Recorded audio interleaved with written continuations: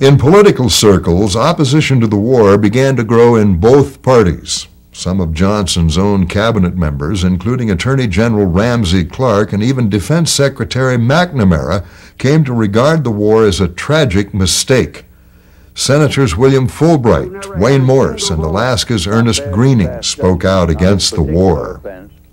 I think that all protests against the war are not only justified, but a civic duty.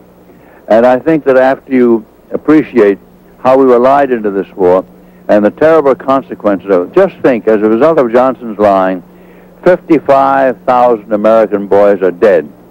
And I think that it's the duty of every American, if he knows these facts, to protest.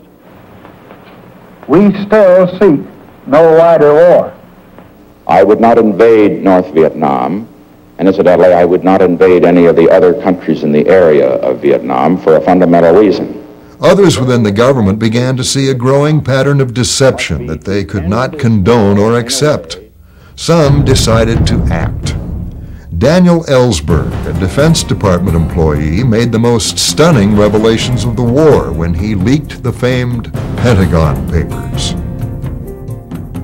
Although no one in the anti-war movement would have guessed it, Robert Strange McNamara was one of the early members of the administration to have serious doubts about the war in Vietnam. In 1967, he ordered a large study of some 7,000 pages to look into how America had gotten involved in Vietnam in the first place, and to document each step. It was this study that Daniel Ellsberg released in 1971.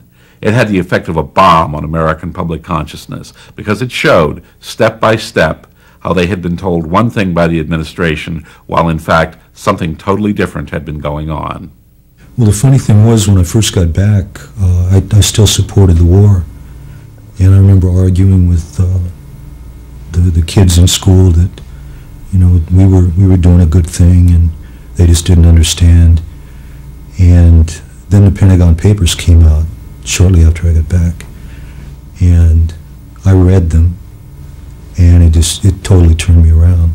That, and then you know, the arguments, it started to work on me, and it started to make sense what people were saying.